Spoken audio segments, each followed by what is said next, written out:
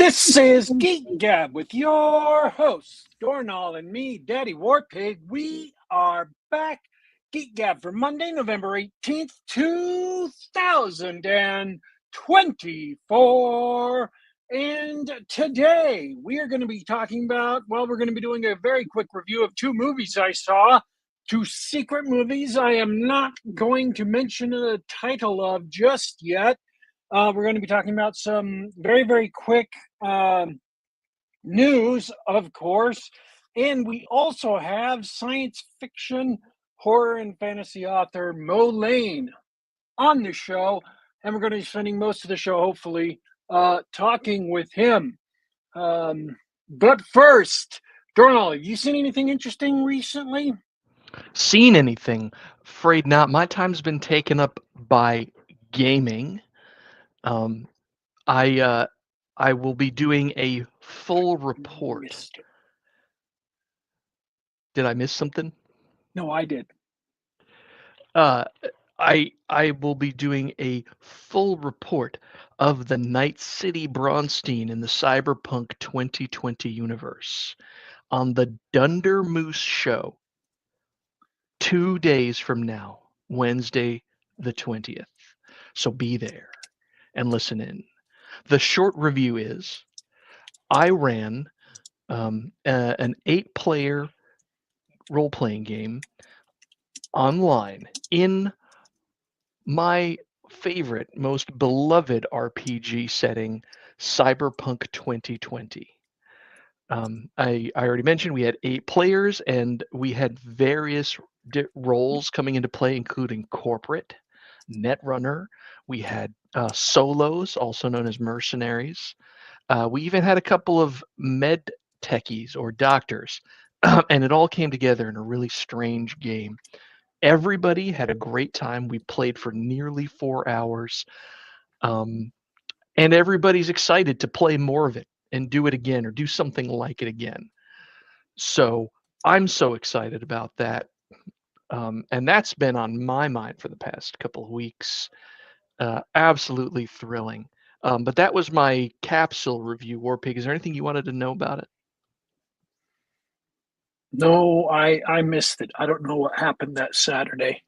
I don't even remember that Saturday. I'll be It was honest. that good. It was that good of a Saturday. No memories remain. I'm sorry you missed it. We'll get you in on the next one. But that's what's been on my mind. What about you? Well, so Tron, they've got a new Tron sequel coming out, and I am utterly certain you're going to be just as excited as I am by the description of the new Tron sequel. Are you ready to be thrilled? It is a grittier, darker Tron that they have contracted 9-Inch Nails to do the soundtrack to reflect how gritty and dark the new Tron is. That is perfect. This Tron sequel, this dark, gritty reboot, with a soundtrack by 9-Inch Nails, this film is going to be the hit of 1997. Oh, I'm sorry. I misquoted them. It's a grittier, more industrial sequel. Even better. Even better. It's called Tron Ares for I have no idea why.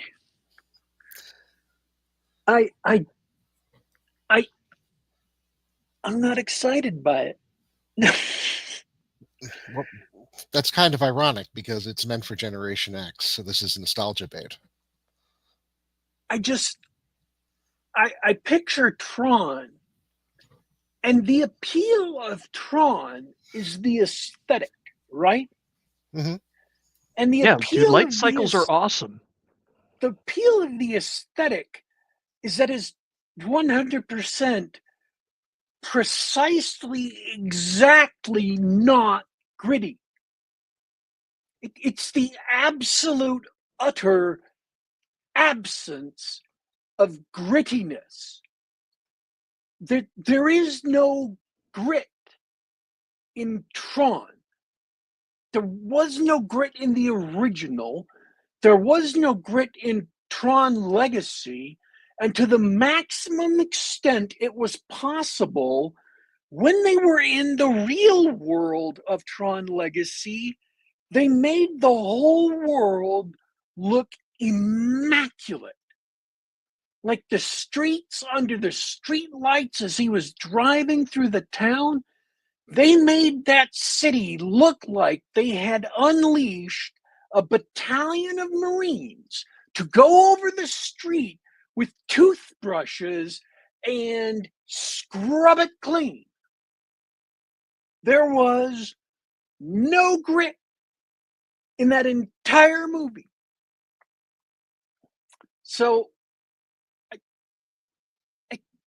it would be like creating a sequel to Natural Born Killers and then say, this is Natural Born Killers 2, and we're not going to kill anybody.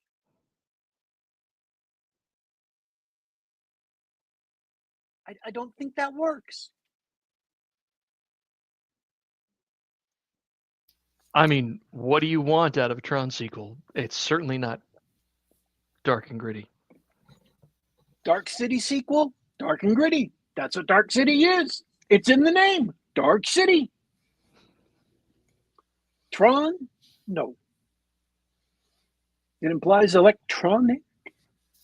You know, I mean, you want glow in the dark costumes, you want light cycles, you want magic discs that shatter people and platforms, and that's what you're there for. I'm actually wondering now if somebody in Hollywood would put forth the idea of a PG-13 Natural Born Killers sequel.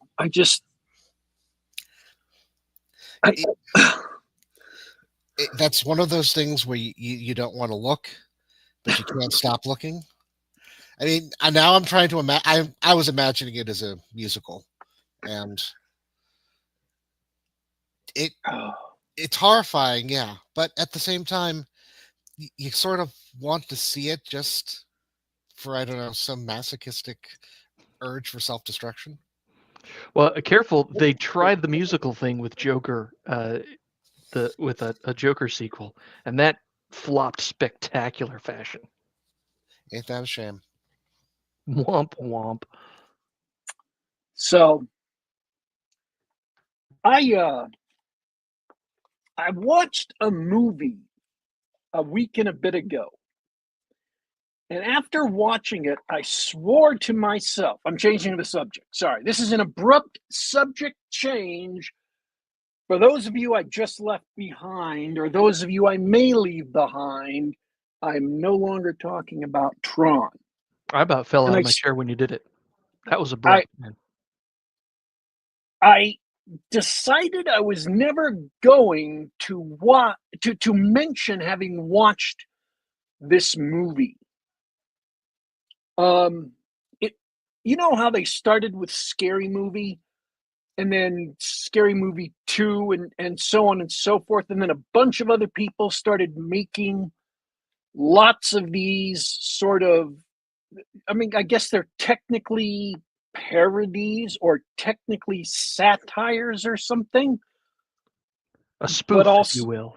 Spoofs, there you go. But also, you know, kind of technically not, because they're sort of not, a lot of them aren't funny. I've never seen one. Ever. Okay. And then I'm flipping through Tubi the other night, and one of them comes up, and I thought, well, heck, I might as well watch one of these just to see if they're as bad as I've always heard.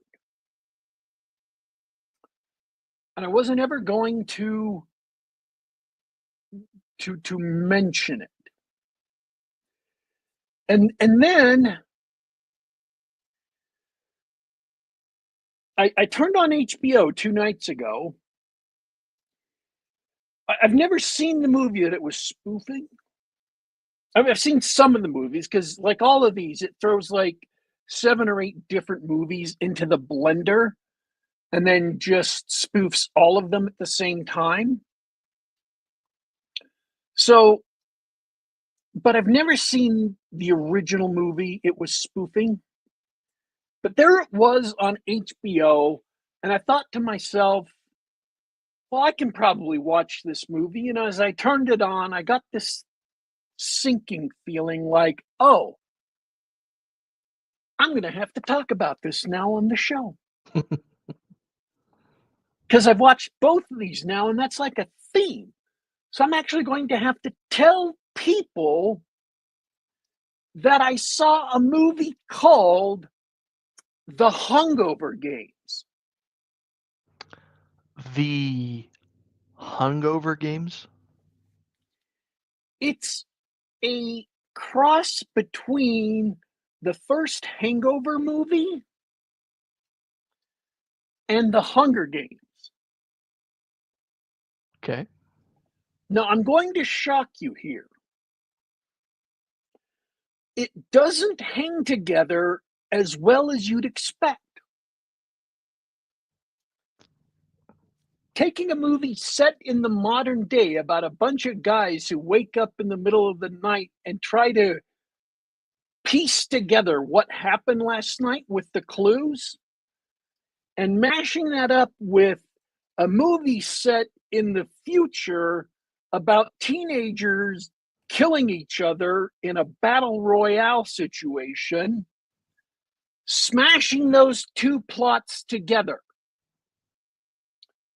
They don't fit together in a nice, neat package that has what you would call coherency or a story exactly, or a sense of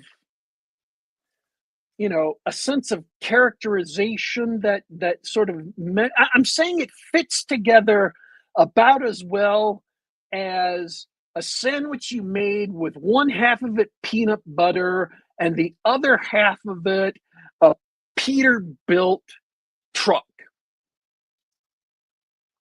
That would not be a good sandwich, I imagine. I'm assuming. In the same way that this movie does not quite fit together. So, rather than taking time to dive into both movies, I'm just going to say I would not recommend The Hungover Games. I laughed a lot during The Hangover. I thought it was funny. I found it enjoyable. I can see why they made a couple of sequels if they wanted to recapture that sort of magic. Yeah, The Hangover's a really funny movie. So I just want to go through some parallels between the movie. The Hangover is genuinely funny. The Hungover Games is generally not funny. There are some funny bits, but generally not funny. The Hungover Games nailed the lookalikes. The 4 main characters from The Hangover, they got 4 lookalikes for the Hungover Games, and they look really a lot like. So that's one of the things you have to judge a spoof by. They did it well. The Hangover had excessive gratuitous male butt nudity. The Hungover Game. Just a gag? In The Hangover? I don't know. Oh, yeah, in The Hangover, yeah. I thought you were talking about the other one. Go ahead, sorry. No. The Hangover. Excessive gratuitous male butt nudity. The Hungover Games had excessive gratuitous female nudity. The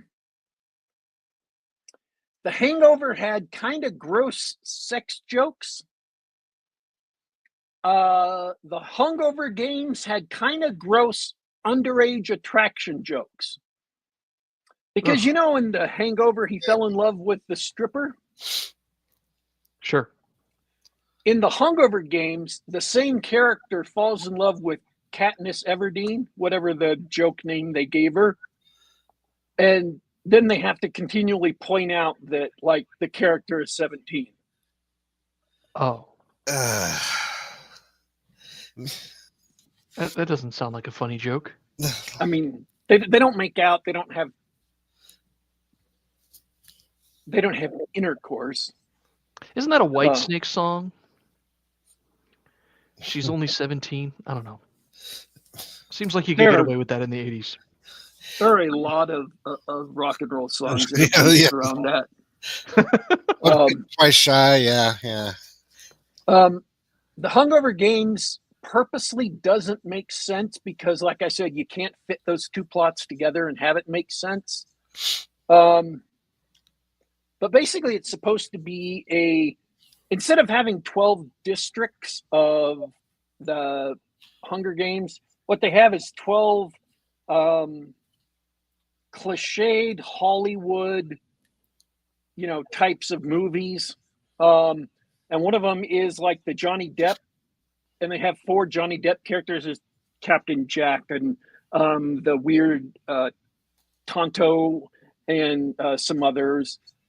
And some of them are superheroes, and they go around and they're fighting each other. So it's kind of sort of ripped off from Escape from LA. You know how they went through Escape from LA, and it's a big satire of Hollywood too. So it's kind of the same thing. That did not, I mean, I guess you had to do something like that, but it didn't quite make the movie work. And these guys showed up, and they were kind of put in there as the Hangover district. And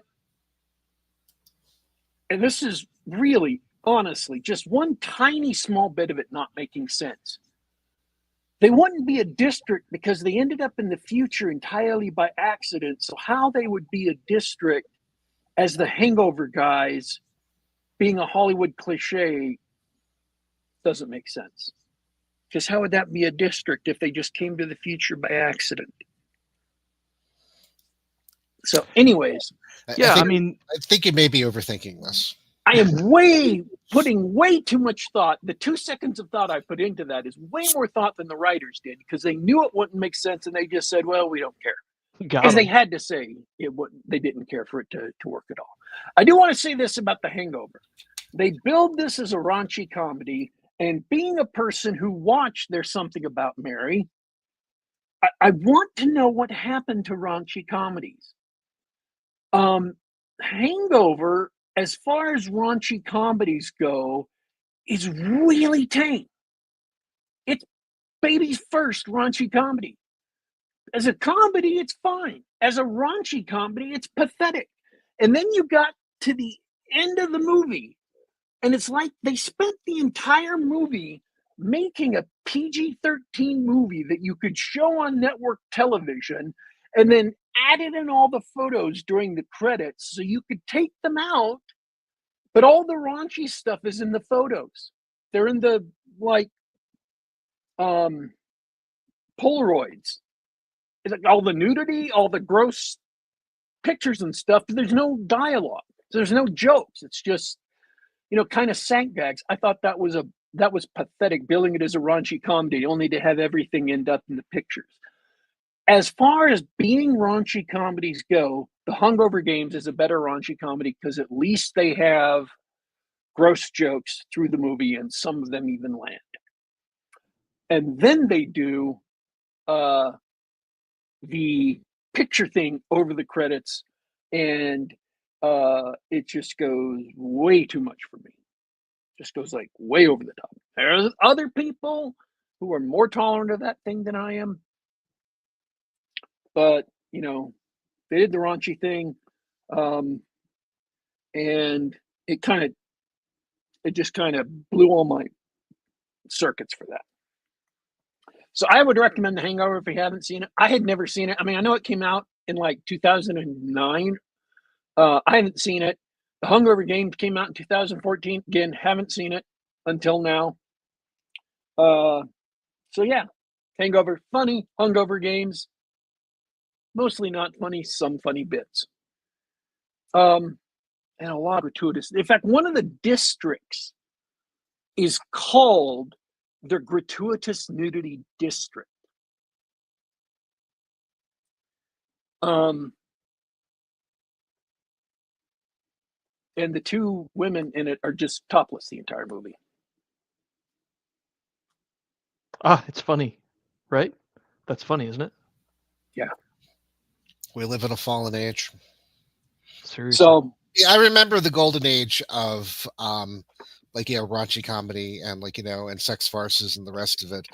And it just all started going away in around 1998, 99 and just disappeared. And I mean, I blame the internet. You don't have you either have nothing salacious at all, or you just have full on porn. There's no middle ground anymore. It's kind of true. But I will say this. Having seen The Hangover, I do recognize where all the story beats from the Hungover Games came from. And having seen the Hunger Games, the first Hunger Games movie, I recognize where all the story beats coming from. And they do actually parallel each other pretty well up to a certain point. So it's not worth watching the Hungover Games though to get that interesting. Oh, I see how they made those two things fit together. It's just not worth subjecting yourself to get the intellectual curiosity satisfied. Moving on, our guest who has been contributing to the discussion so far is Moe Lane, blogger, fantasy science fiction, I think steampunk and horror writer. A little bit of steampunk, mostly fantasy, a little bit of horror, as much science fiction as my wife lets me get away with. So, I'm an English major, you see, so I do not have a hard science fiction background. And also is on Twitter. I am. My main account on Twitter is Ogiel23, OGIEL23. And I mostly do that. It's my retirement account. I used to be on Twitter as Moe Lane, but I'm kind of retired from politics now. So I just write books. Good books. So you may not remember this, but about the time you were retiring, I'd been following you because I'd followed your blog since the political days. Yeah. You were looking around you asked for people who knew for geek blogs, like so you could find stuff to comment and stuff. And I was the guy that gave you a list of like 12 of them to look for. So I really hope that was helpful in getting you started on that. I think so. I mean, the problem is that everything that happened before the pandemic might as well have happened in ancient Rome. I don't know if you've noticed that, but everything compresses to before the pandemic, after the pandemic. I mean, also the fact that I'm old now, so so the 1980s is like 20 years ago. So my time sense has gotten really weird, when it comes to things on the internet. Oh yeah, that's totally wild. I've been saying that as well, that time lost all meaning somewhere in 2020. Yeah. I mean, that's pretty much how I started writing books, actually. Well, I mean, I've been writing books, but when the pandemic hit, I was at home. My kids were both at home. They were both on their computers doing their classes and stuff. So we've got the entire living room set up as like a server room. I'm there, they're there, and all I need to do is just make sure that they're actually watching watching the remote learning, that they've got their cameras on, they're paying attention. So I said I should do something with this so I'm not hovering over them. So I started publishing books. my first novel, Frozen Dreams, got pretty much finished during the pandemic. Then I kickstarted it to get it published, and since then I have published 4 novels, 2 collections of short stories, set in the same universe. A bunch of smaller chapbooks from my Patreon, and also short stories here and there. All self-published, really. Traditional publishing is not exactly a great place to sell pretty much anything anymore. Outstanding. And that's something I've heard before. Are you familiar with another indie publisher, Brian Niemeyer? Name sounds kind of familiar. He's done his book series is the Soul Cycle, and but he's been beating that drum for as long as you have. Definitely, traditional publishing is dead. It just doesn't know it yet. Well, I mean, the corpse is lively, and it is still out there. It's probably going to survive longer than we want it to, or it should. But the problem is that it does seem to have a very deleterious effect on people doing long-term, what we used to call mid-list writers, like people who maybe they're not maybe they're not the Stephen Kings or the Tom Clancy's or who have you, but they have careers. But the problem is that the algorithms that they seem to be using for traditional publishing, basically you have one shot to become famous, and if you do, then you get the nice contracts, you get the nice career, and you get actually getting to finish your series. If you don't, then there's a lot of book series out there from traditional publishing that stop after 2 books when they're supposed to be 3 or more, because they can't actually sell. They decide they're not going to actually publish the 3rd novel, and you lose your rights to actually publish it on your own until 5 or 6 or 10 years later, when you finally get the rights back, and then you can try to finish your own series. I mean, I don't begrudge anybody a contract, but I don't know if that's a really entirely positive thing from a writer's point of view. I want to say this about the mid-list. This is the thing that I think companies miss as far as the mid-list is concerned. The mid-list fulfills people's need for books that are not blockbusters, they're niche interests, but it also keeps people reading in between big blockbuster releases, and it builds an audience of readers. The mid list, if I were to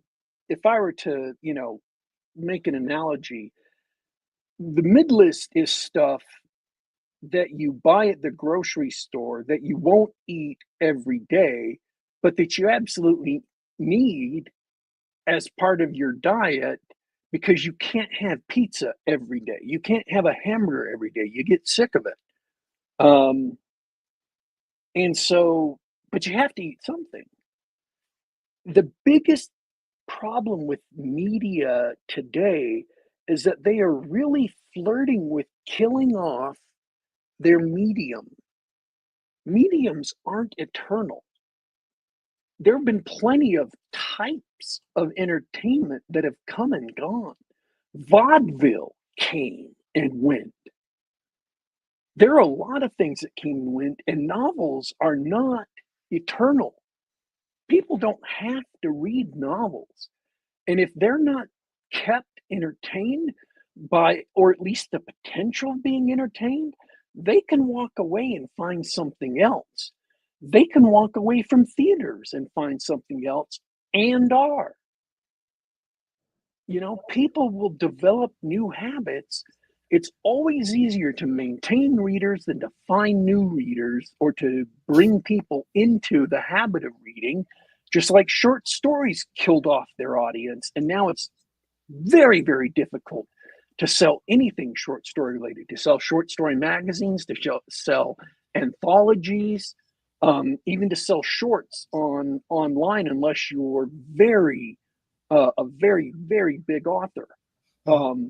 even then, they usually end up later on bundling them with the book that short story is related to, selling an independent short story that doesn't have a connection with one of their other books.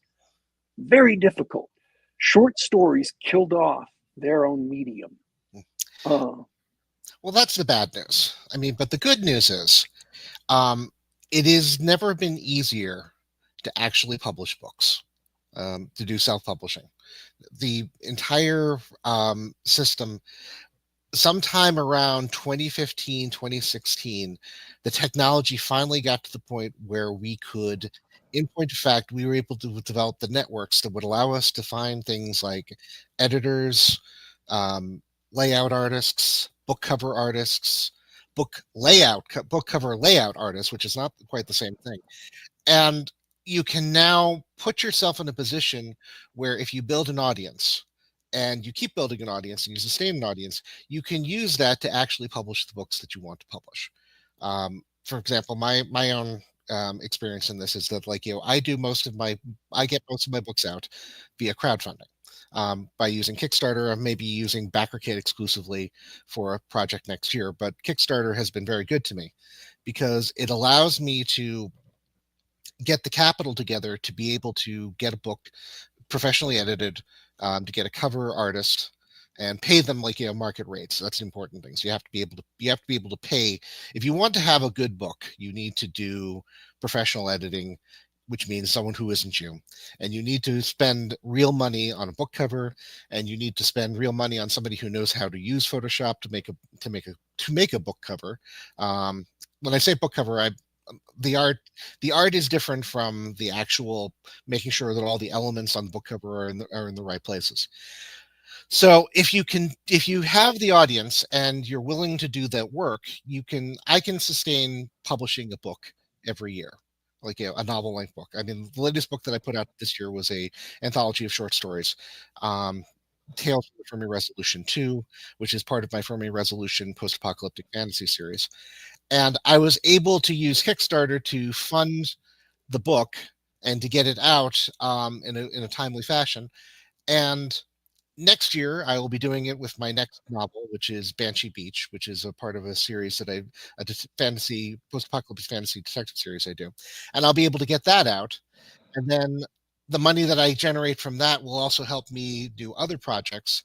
So, I mean, you have to do all the work yourself, but the good news is you get to do all the work yourself, which means you can actually also have a lot of creative control over the books that you're making.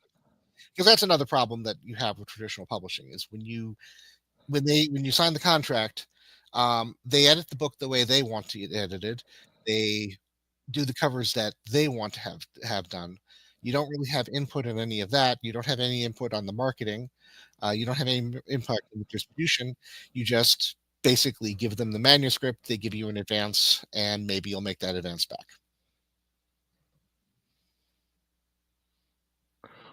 That's amazing, and I love that we have that capability to bypass that because it was just nothing but middlemen and people with their hand out along the way. Um, and I know that you in the green room you said that you had a lot to talk about, um, crowdfunding and everything. I'd love to hear more, but something just occurred to me. You talking about doing all those jobs, you said it was a good thing. So, what level of satisfaction do you get from learning those skills or utilizing those skills or making those connections on a scale from maybe it's something that I'd rather pay someone else to do versus no, this is really valuable because it feels like I'm contributing to my business. Oh, I hate every aspect of it that isn't actual writing. The only thing I enjoy, um, getting a cover art that made the way that I'd like to have it done. I have amazing cover artists, and they're very good at figuring out what I want and coming up with stuff that's so good that I have to incorporate it into the book. I enjoy that part. I enjoy the part of reading it. I hate marketing. I hate publicizing. I hate having to to proofread and do all the fiddly bits, which is why I contract out proofreading and editing services to somebody else. Aside from the fact that you should never edit your own books, because you will. There is nothing like having a professional editor go through your manuscript to make you discover just how bad you are at some of the aspects of writing. With my first novel, my editor gently pointed out that I was using the phrase "of course" in on every page, sometimes in every paragraph. It was a verbal tick that I just unconsciously kept using because I never occurred to me. Of course, it's a great phrase. It's good for emphasis. So it's it's like an or so forth. And I've also been informed that my use of colons and semicolons probably qualifies as a war crime. So I've had to learn to use simple declarative sentences and stop trying to create these giant, marvelous compound words, compound phrases and sentences that take up half a paragraph, because no one wants to read that because it's bad. So it's important to have editors. I would love to be able to to just take my manuscript, hand it to someone, and have them do everything, and all I have to do is show up for the occasional book signing thing from an adoring crowd. But that's not going to happen. I have to go. I have to actually do the work. I have to do physical meet and greets in actual book fairs and comic cons and regular conventions, craft fairs, wherever I can sit and I can offer books. And I'm not great at it. I mean, I can do it, but I mean, I was told that there would not be any math, and I was told that I could be an introvert in writing, and it turns out that being a writer requires a lot of math. It also requires being an extrovert, because especially if you're going to be self-publishing, because you have to be out there, because no one is going to be out there for you. You have to present yourself. Speaking of the math thing, this is one thing I did want to mention to people. If anyone listening to this is thinking about doing crowdfunding and doing things like having people generating an interest via Kickstarter or BackerKit or Indiegogo or one of the other services, there are things that you have to understand about doing this, which is that this is a business, which means that you need to do money, which means that you need to do spreadsheets. You don't just come in and say, I'm going to get $10,000 and I'm going to publish my book. That is a very bad way of doing it. There is I have a link that I'd hope someone, if you guys could put up on the screen, the Marion Call link. This is something that I use for my, I've been using for every Kickstarter that I have. And this is a walkthrough for people who are not familiar with Kickstarter or crowdfunding about how to use the service and not get yourself in trouble with the IRS. Because when you say something like, I'm going to try a Kickstarter for $5,000 to publish my book, the problem is that if you get the $5,000, you're not actually getting the $5,000, because Kickstarter will take fees. Kickstarter will not take taxes, but it'll report that to the IRS, so you're going to have to pay the taxes on that. So you need to take that money out to begin with. You also have to take that money out for fees. Excuse me. You also have to keep in mind things like, how much is it going to cost me to ship anything? How much is it going to cost me to make the things that I'm providing? What do I do for stretch goals? What do I do for fulfillment? And if you don't have all this worked out in your spreadsheet before you actually do the Kickstarter, you're going to fail. Simple as that. So I heartily recommend that anybody who's interested in doing crowdfunding, make sure that you have a business plan beforehand, because that's what this is a business. Wow, that's a great way to put it. Because I mean, aside from the tax things, which seems to me sort of one of those obvious in hindsight mechanisms that, people are just going to come in. They're going to be like, wow, I can just get people to pay for this thing, and you know, they'll do some of the advertising, and I'll get people to pay me, and then I can write the book, and it's a lot more than that, huh? It is absolutely a lot more than that. Um, the trick with crowdfunding is you have a paradox. On the one hand, you don't want to spend any of your money. On the other hand, you want to spend as much of your money as possible. Your Kickstarter, if you're going to come up with if you're going to do, say, a game like an RPG game, and you're going to do it's going to cost me $50,000 to make this game. That's okay because everybody knows the Kickstarters make that kind of money. If you walk in there with $5,000 of your own money put in, you're not going to succeed. I mean, if you walk in there with the $50,000 already on hand, then why are you doing the crowdfunding? I mean, there are reasons sometimes to do that, but you're not really supposed to. The idea for crowdfunding is to do as much of it as you can yourself, but at the same time recognize that the purpose for the crowdfunding is to give the person who's crowdfunding your stuff the feeling that you are providing them with something special. That can be anything as simple as, well, if you back my book, I'll be able to get it out 3 months early, which is a big thing. I mean, that's something that that's something that people can say, well, this book would have come out in December. If I'm backing it now, it'll come out in June. 6 months is a long time. Or it can be something like, you're helping people, you're helping small publishing. Or if I get enough people, I can give you more interesting things as part of this project. But the important thing for all of that is that you absolutely need to be cognizant at every moment of exactly how much money is coming in and what you're going to be using the money for. One of the things that happened with the beginning of Kickstarter is we had several projects where people went nuts. There were $1 million projects on Kickstarter. And the problem was when one of these things takes off like that, people start thinking, well, I want to keep this going, and keep this going, and keep this going. So what would happen is they would create stretch goals and keep promising and promising and promising. And eventually the project was over, and now you have all these projects. And that can be a real problem for fulfillment.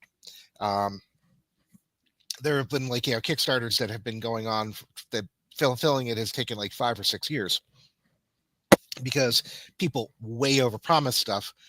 And that can also be, I guess the best word for it is disheartening, because you don't want to not pretend, but you don't want to not give people what you promised them.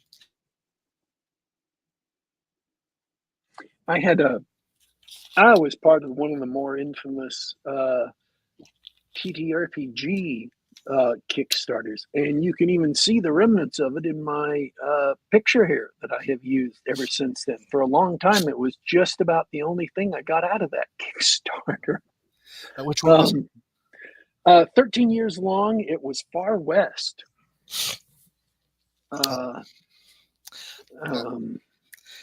I mean, there are tons like Oots, the Steve Jackson Games Ogre Kickstarter, which was infamous. Delta Green is having problems. 7C, the second edition, had major problems. And it's always the same thing. People promising and not thinking about who was going to be actually writing or drawing or doing the stuff. One recommendation that I do have is if you're going to do crowdfunding is you have to know ahead of time what your stretch goals are going to be. If at all possible, you should have them already before you actually start doing it. And that way, if you hit them, then congratulations, it's easy for you to fulfill. If you don't, then you have to make them, and that's always been my problem. So, I have the latest Kickstarter too. I have to finish up a couple of short stories, and that's just going to be over my head until it actually gets done.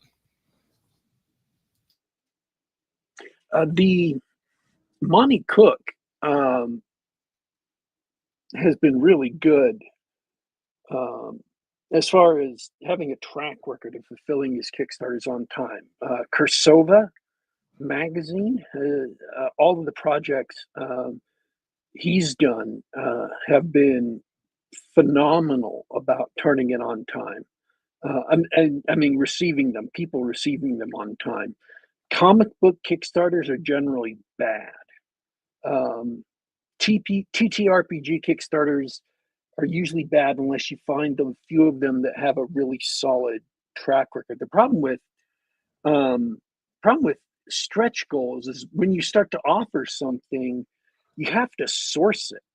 If you just say, "Oh, okay, now we want to offer this cool little miniature," okay, but so now you have to find somebody who can sculpt it, and then if you're going to actually manufacture it, instead of providing it as like an STL file or something for someone's 3D printer, then you have to find a company to make it and then figure out how to ship it, and then there's packaging to ship it, and that adds volume to your box, and sometimes the volume of the box just adding more space to it bumps you up to a higher category that um, every ounce now costs more because the box itself is bigger.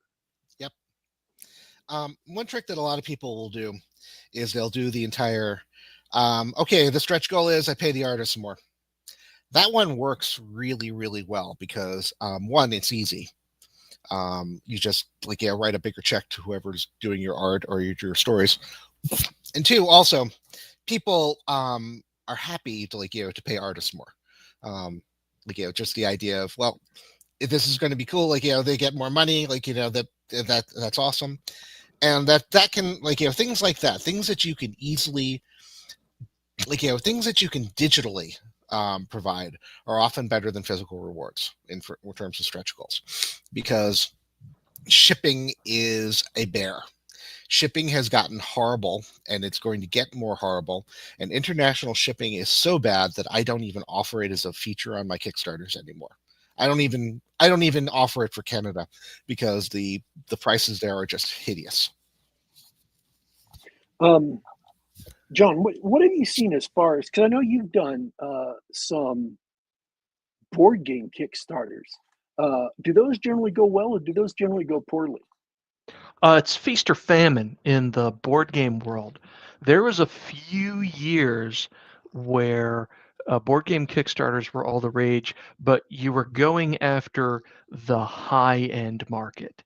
So these are people who had already sourced all their miniatures makers, all the manufacturers and everything like that. And there was a while there where we were hitting big Kickstarter after big Kickstarter. We're talking like Gloomhaven into Kingdom Death Monster into there's one set in Japan with they had a beautiful Oni statuette. It was like a 6-inch tall statue of a Japanese ogre. But then to your point, Mo, um, two really big things happened. One was um, shipping from China went way, way up. I mean, it all boils down to the economy turning down, but shipping from China went way, way up, and so production costs went really high. So that was it. Production costs and shipping costs became really, really high. And I haven't looked at the recent Kickstarters, but the whole um, big, expensive, um, fancy minis sort of Kickstarter, that's died down a bit. It's now a lot more, you know, good rule sets and pretty colors and artwork stuff that you can have done locally, or um, where you're not necessarily going for all the luxury buyers, Mm. if you know what I mean. Yeah. Also, with regards to the China shipping, there's also the ethical issue involved, because let's be honest, a lot of the stuff that's being made in China is being made by slave labor. And back in the day, there was RPG that they were publishing in China. They used a Chinese publisher. It was Call of Cthulhu: The Sassoon Files. And just before it was released, they get a call indicating that their entire print run had been seized and pulped, destroyed by the Chinese, because the Chinese, the book had a couple of things about the Chinese Communist Party in the 1930s that was not sufficiently butt kissing. They didn't whitewash it enough. They did not whitewash it enough. So, I mean, it's to the point now where I cannot, in good conscience, recommend a Kickstarter unless I have gone to them ahead of time and say, are you ethically sourcing your materials? Oh, I love that. I'm going to use that line from now on. I know you're being serious, but I want to troll every board game Kickstarter from now on. Excuse me, are you ethically sourcing your, board and card components? I mean, because you're right. I mean, you're absolutely right. I mean, I am also trolling. I understand that, there is a certain troll aspect there, but you have to ask these days whether, whether they are using, and to the credit of the European game companies, they are pretty much all using European groups because they have the same issues. But you also have to check also now these days to find out whether they're using AI, because that is also a big problem and it's going to get even worse. Absolutely. I thought everybody would realize just how awful AI is. I mean, it's really bad for writing and art as well. I just saw a couple of commercials, like a Coca-Cola commercial, their winter commercial, all done using AI art. It's dreadful. It's a scourge. I mean, it's useful for me because I don't use it. It makes my stuff look better, and it makes the people whose art I use, it makes their stuff look better. And I mean, I have a certain, I keep hearing that it's going to replace artists, and it's basically, I'm just not buying it. I mean, it's like basically, I don't even really consider it to be an art. I consider AI prompts to be a video game. And basically, you're just showing me the video game, like your video game results. It's a very boring video game. And I'm certainly not going to pay $500 for a book cover that was done by computer AI. I mean, I'm just not, because it's going to be a piece of junk. And I don't need that. I'm going to spend real money. If I'm going to spend real money, I need to get real work out of it. But people want to be able to throw things up and have stuff and and put it out. So it's a poison chalice, because you keep getting people getting told, well, you need to change your covers every 6 months, or you need to keep producing if you want to get anywhere. And I understand why they've been told this. I just don't quite buy it myself. I think charging, this is one of the things that is just such a hilarious event on different art sites like DeviantArt or whatever, where people will have AI art that they put their like watermark on, and then they charge money for. And I just think it's, you didn't make that. Literally, you had nothing to do with that. So, and again, I've talked about this on the show before, but it's crazy to me. And charging full price for a cover that was made by AI is unfathomable. Well, I mean, people don't. I mean, that's the other part of it is people don't actually pay the money for it. Basically, they'll pay. I'll be surprised if some of this stuff gets 1/10 of the sales price that you can get from somebody who actually sits down and knows how to draw. So it's one of those, everybody wants to be able to get into, everyone wants to have a book out, or everyone wants to have an art out. Everyone wants to be an artist. Well, not everybody, obviously, but there are a lot of people out there who want to be artists. And it's very, very heartbreaking for them when they don't immediately have success. When I started up in 2016, I was under the mistaken impression that I would be able to seamlessly switch over from my old life into this new one where I was like, where I would be publishing short stories, and I would be writing RPG manuals, and I'd be doing all this stuff, and I'd be making anything like the money I was making doing political writing. And that turned out to be wrong. That turned out to be hilariously wrong. Um, I had not realized exactly how much I had been subsidized in my writing up until that. But so what? The only thing that you can do in that situation though is you have to actually sit down and you have to rebuild your audience or build your audience.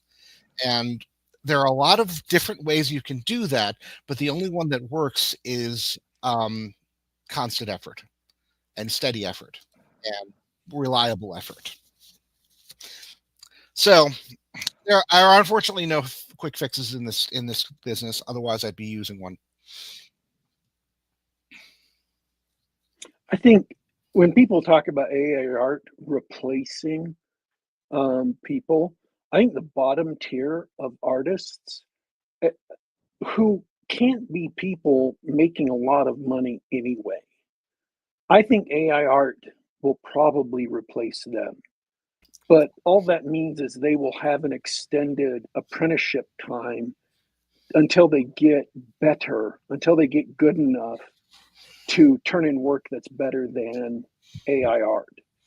Um, Or they could become plumbers, which is pretty much like the listicle people are doomed. The yeah, BuzzFeed listicle people, they're gone. I recommend trade school. We really badly need welders and plumbers and electricians. It's good work. It's like steady work, and it will allow you to get out from college debt earlier, and get married and have kids. But the problem is that nobody wants to be told that just because your automation is losing your job, it means it's going to lose everybody's job, because it sounds better when you think, well, this is going to disrupt the entire industry.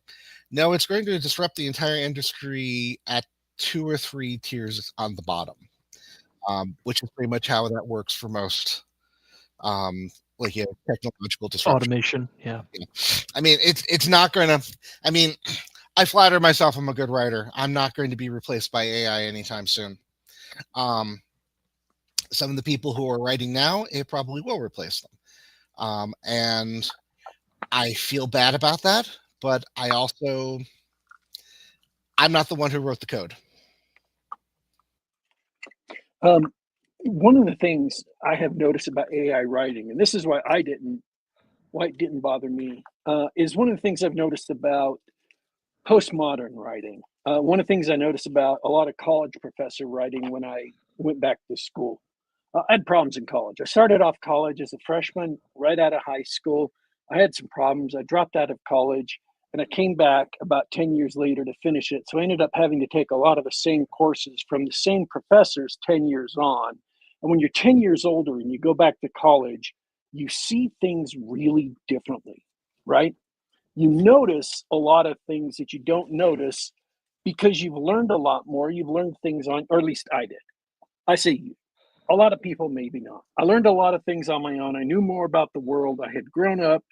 I was wiser. One of the things I had learned was how to really, really notice when people were saying a lot of words, but there was no substance to what they were talking about. When they were, I guess they call it baffle gab, right?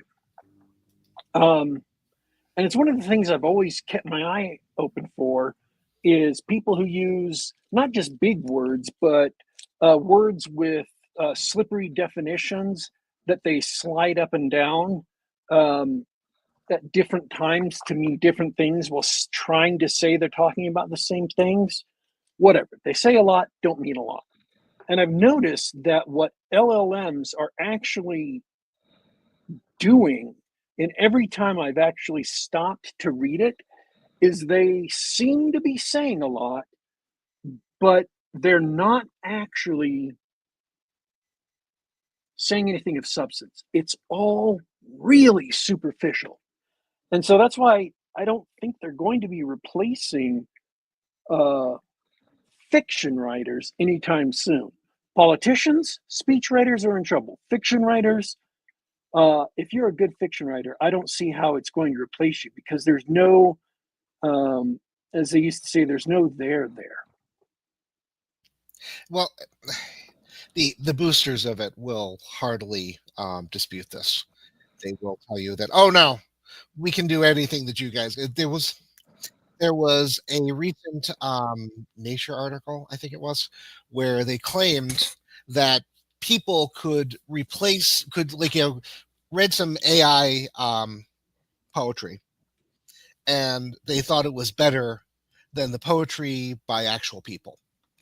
And I went and looked at that stuff because I was curious about it. And discovered the first thing that they did was they deliberately used people who didn't know anything about poetry, which is important because the next step was um, I took a while to find the examples of the poetry that they generated through AI. So to give you an idea, they had Allen Ginsberg's verse that they came up with AI. They told it to write something and it came up with like rhyming quatrains, like of 8 syllables or 10 syllables, like rhyming couplets. And if you've ever read Allen Ginsberg, you would understand that that would have had the same effect on him as holy water would on a vampire. I mean, and you have to understand, Allen Ginsberg is one of the few modern poets I like. Because he is his ranting is inspired. It's like I enjoy a formal poetry, but I will make an exception for Allen Ginsberg. So anybody who reads this, excuse me, if they don't know who Allen Ginsberg is, they're just going to say, oh yes, da da da da da da da da da da da da. Human beings in English think in iambic pentameter.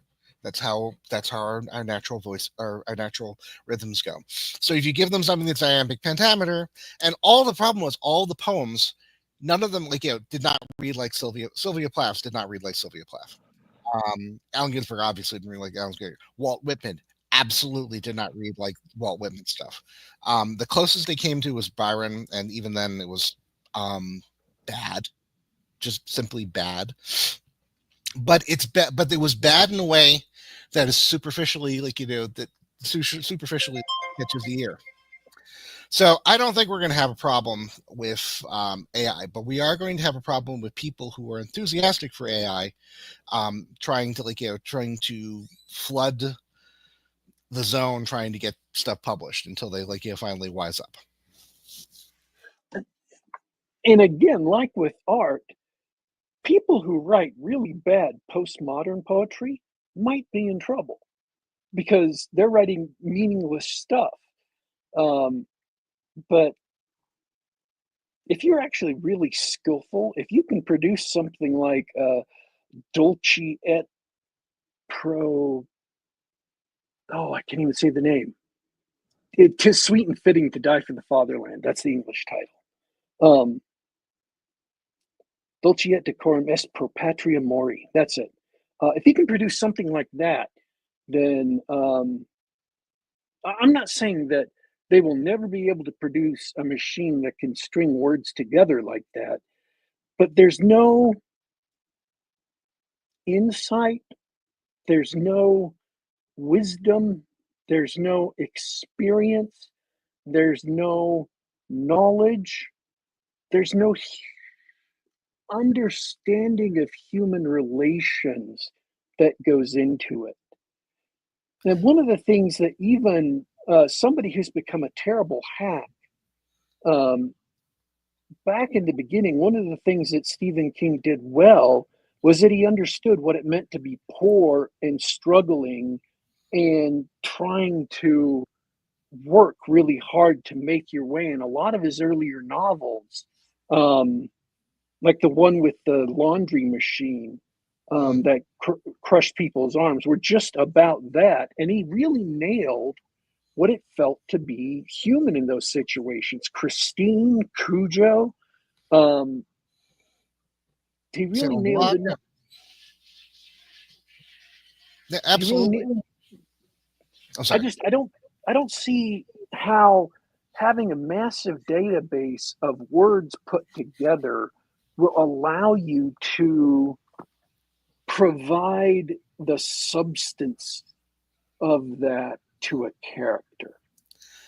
Well, the problem is that we cannot, in point of fact, quantify the human soul, which means that we cannot quantify the creative impulse. And because we cannot quantify it, it is one of those things where we have to pretend that, and pretend is possibly the wrong word, because I can't quantify the human soul either. I just know it exists. And I can't prove it. So it's not quite fair to say, well, your computer lacks a soul. And the funny part is, if I come across a neural net project that can actually create realistic poetry, good poetry, and can actually do this, I am going to start going, possibly we need to find this thing a lawyer and a court case, because this is something that may need to be protected, as a sapient human being. I mean, it's just one of those, this is one of those things where I'm where I don't know. I mean, not to get mystical about this, but I don't know how souls operate and how they work, but you're always going to be able to tell. There's just something about the work that tells you that nothing created it. That it just basically, it is a child's flattery, a slave's imitation. Or is it child's imitation, slave's flattery? I never can remember.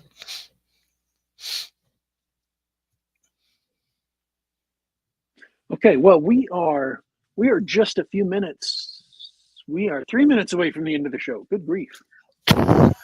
I was just saying that to my muted microphone. Oh. Yes. Sorry, I can ramble. My apologies. Oh, no, not a problem at all. But I do, before we're done, we do need to talk about, what is your latest stuff? We've talked about how good a writer you are. Let's talk about some of your writing and what you've got coming out and what you've got coming up. Well, okay, real fast. My latest short story collection is Tales from the Fermi Resolution, which is basically, it's volume 2. Basically, the Fermi Resolution is my post-apocalyptic fantasy series. The elevator pitch on that one is about 70 years or so from now, when I am safely dead, and cannot be called on it, they're going to discover the laws of magic, and then some idiot is going to create a way to download those, that to everybody's cell phone, and then civilization promptly collapses. They're not grimdark stories, because I'm not that great with grimdark, but we'll hold that thought. So these are adventure stories. Basically, my first novel, Frozen Dreams, and its sequel, Tinsel Rain, are post-apocalyptic fantasy pulp detective fiction. Morgan Barad is a book that's basically sword and sorcery in the wilds of New Jersey. And the Fermi Resolution short stories are basically future history for over about 900 years, from the beginning of the situation to the end of it. Action, adventure, evil wizards, orcs, Roman Catholic orcs, in fact, actually Roman and Catholic orcs. And so that's my major series. My latest novel is called Ghosts on an Alien Wind, and that one is actually pretty grimdark. It is a it's not our apocalypse. It is science fiction cosmic horror. On that one, we go out into the universe and we discover that sometime in the 18th century, something came and destroyed galactic civilization. We don't know why they did it. We don't know how they did it. We don't know who did it. We don't know why they didn't do it to us, because they knew we were there. And we don't know why we're getting back. Well, we don't know whether they're ever coming back, I should say. It is, as I said, cosmic horror. It is supposed to be creepy cosmic horror.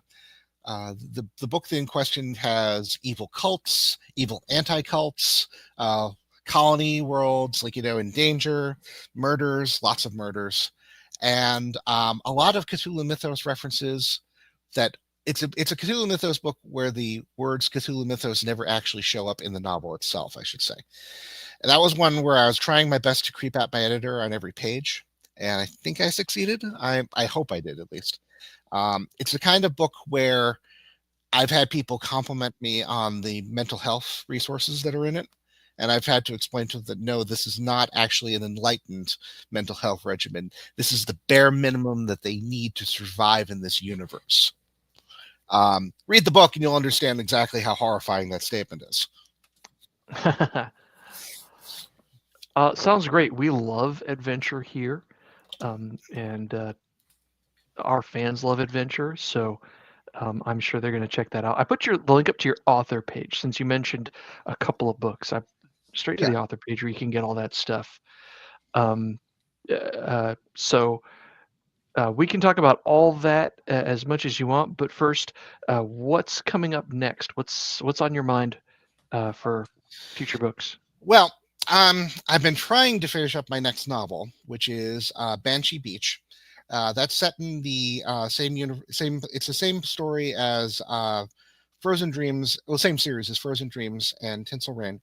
Our hero is Tom Vargas. He's a shamus for the magical kingdom of New California, where they do not have mages, and everyone will tell you that over and over again. It is an opportunity to make a lot of bad jokes about movies and television, and in this one, it is a combination of sort of I've beach. got a whole new insight into bad jokes about movies and television now. You might want to. I recommend the books. They're a lot of fun. This one is beach. This sort of one is sort of beach bunny movies, and it's sort of about Jaws, and it's sort of about Aztec gods, and it's. I mean, I've been trying to finish it. Unfortunately, if you might have noticed, I've been coughing. My entire family got hit by a really bad cold for the last couple of weeks, so I'm trying to get that all finished up so I can get it published next year. I will probably be doing a crowdfunding for that via Kickstarter. I'm also working on a tabletop RPG setting. I'm trying to get that finished up, and hopefully for next year, which is also set in the same universe as the Fermi Resolution. One thing that I have noticed for people who are interested in writing, if you do tabletop RPGs, they serve if you write a tabletop RPG for your world, it's a great Bible because you can write down where all the stuff is, and then when you need to reference it, you can just look it up in the book.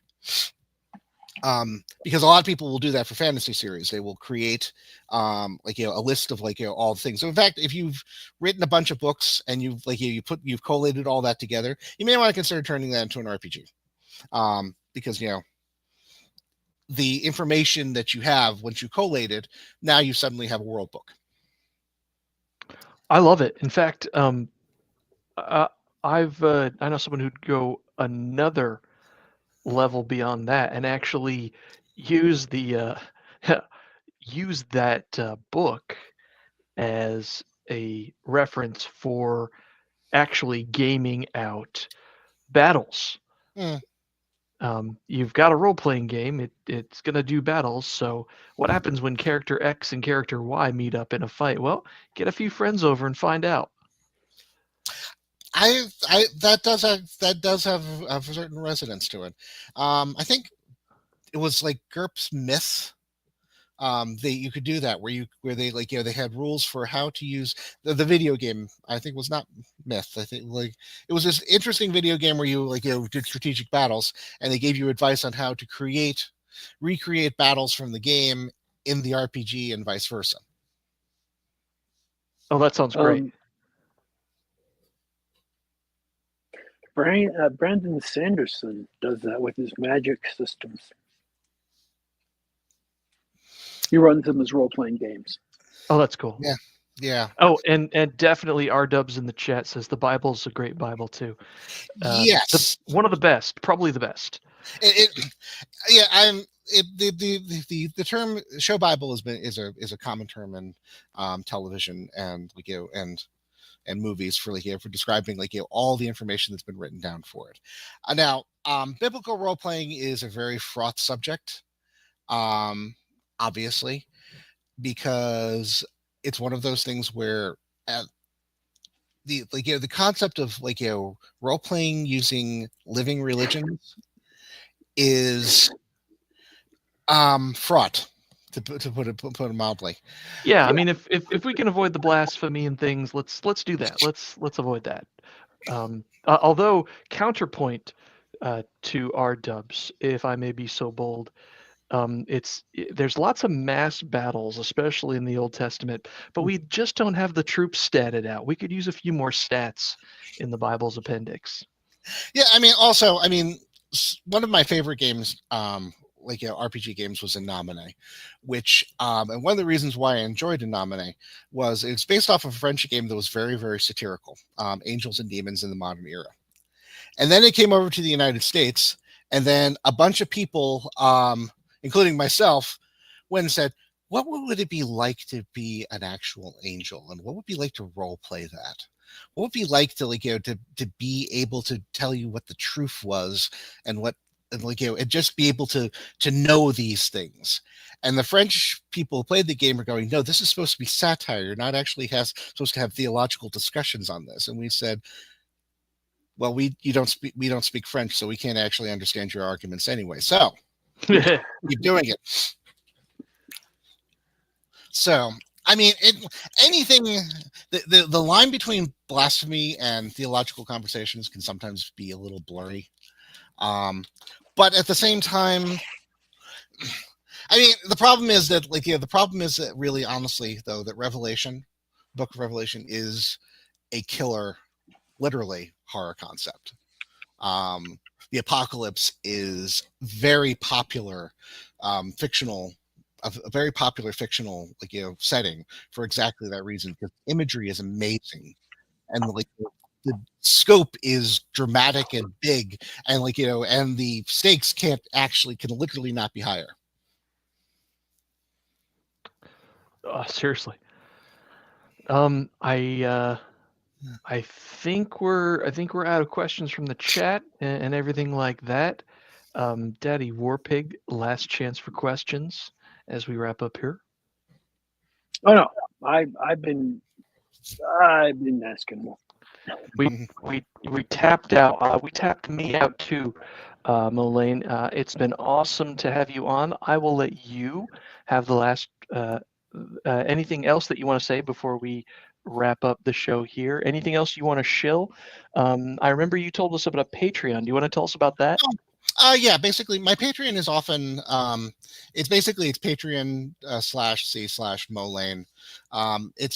It's where I put in my short stories. I do basically every month I do a serial, basically a space opera kind of ray gun and things sort of in the middle of the month. I do a short story every month. A lot of those show up in later in my later fiction, and I also do a RPG setting. I'll put up a part of it every month as well. I also do my weekly microfiction.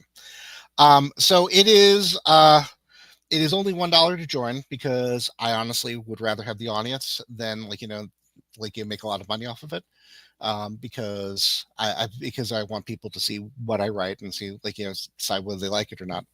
And I guess I'll end up by saying that I want to thank you both for giving me the opportunity to talk about myself and my books. It's one of my favorite topics in the whole wide world, and I will obviously just chat your ear off about it when given any opportunity whatsoever.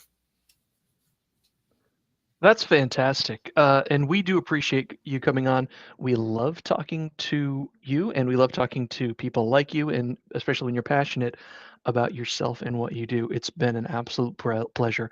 I hope everybody in the chat agrees. I hope everybody listening later really enjoys it and goes and checks out the stuff you've done. I'm done for this week, Daddy Warpig. Take us away.